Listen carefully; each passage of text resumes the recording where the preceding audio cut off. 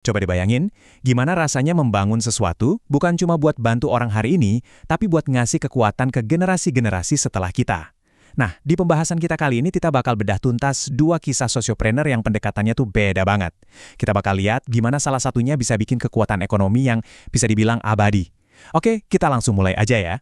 Ini dia peta perjalanan kita. Pertama, kita pahami dulu dua model sosioprenornya. Terus, kita masuk ke simulasi dramatis selama 40 tahun buat lihat siapa yang menang. Habis itu, kita bongkar prinsip di baliknya dan kita tutup dengan pertanyaan besar soal masa depan dunia filantropi. Oke, bagian pertama, kita bedah dulu nih perbedaan paling mendasar dari dua model nirlaba yang jadi pusat cerita kita. Kita sebut aja yang satu Amil, yang fokusnya nyalurin bantuan. Dan yang satu lagi Nazir, yang fokusnya nanam investasi buat pertumbuhan jangka panjang.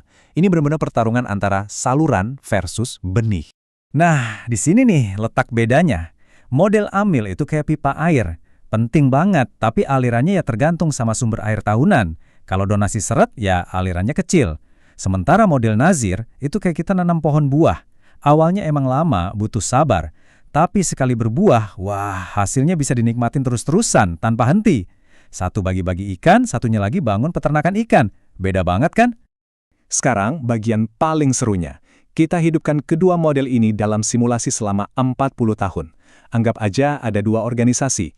Amil ABC, si penyalur cepat, dan Nazir DEF, si penanam sabar.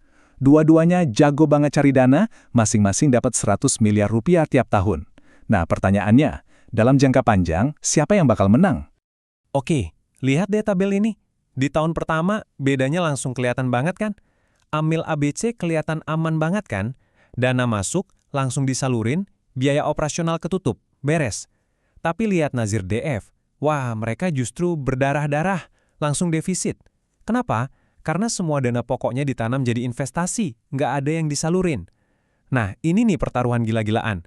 Rela sengsara di awal demi kekuatan jangka panjang. Benar-benar pertaruhan besar.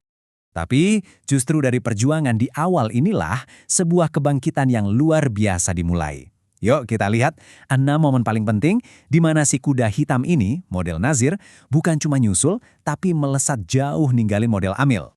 Garis waktu ini nunjukin kekuatan dari kesabaran. Lihat deh perjalanannya. Dari titik balik pertama di tahun ke-11, terus bisa mandiri, sampai akhirnya dampaknya jadi 3 kali lipat. Setiap titik di sini itu adalah buah dari kedisiplinan menanggung rugi di tahun-tahun awal. Nah, tahun ke-11, ini momen yang ditunggu-tunggu. Untuk pertama kalinya, panen tahunan dari investasi Nazir akhirnya lebih besar dari total bantuan yang disalurin Amil. Pengorbanan di awal mulai kebayar, lunas. Dari sinilah, peta kekuatan mulai berubah total. Buat semua pemimpin nirlaba di luar sana, ini pasti impian banget. Tahun ke-14, Nazir Dev akhirnya bisa mandiri secara operasional. Coba bayangin, nggak perlu lagi pusing galang dana cuma buat bayar gaji dan operasional. Semuanya dibiayai dari hasil investasi. Ini baru namanya kebebasan sejati. Bisa fokus 100% ke dampak sosial. Lompat ke tahun ke-21. Cuma 7 tahun setelah mandiri, lihat apa yang terjadi? Nazir DF bukan lagi cuma unggul, tapi ngasih dampak lebih dari 2 kali lipat dibandingin Amil ABC. Inilah keajaiban dari efek bola salju, atau yang kita kenal sebagai compounding. Mesin ekonominya udah mulai panas dan ngebut.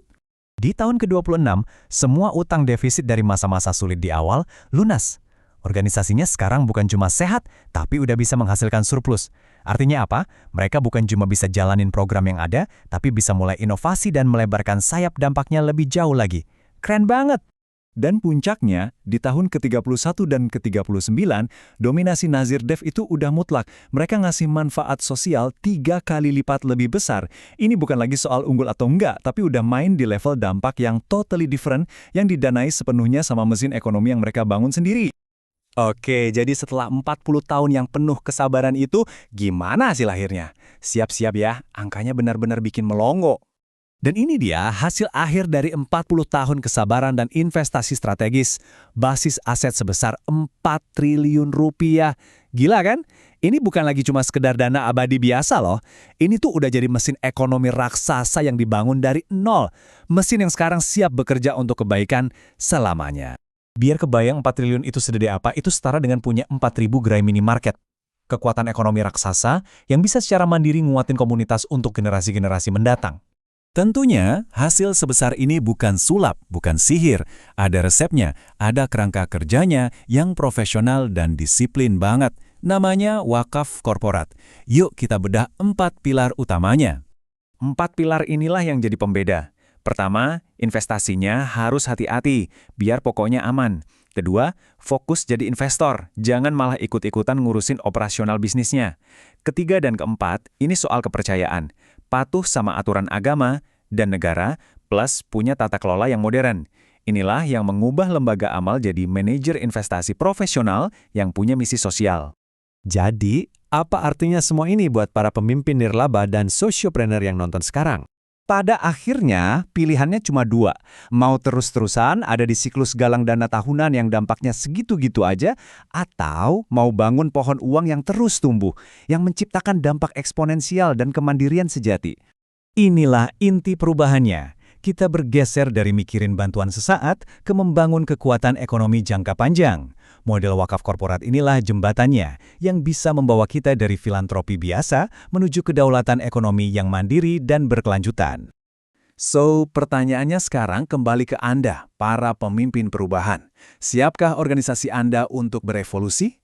Dari yang tadinya cuma penyalur bantuan menjadi pembangun kekuatan ekonomi yang abadi. Pilihan ada di tangan Anda. Terima kasih sudah menyimak pembahasan mendalam kali ini.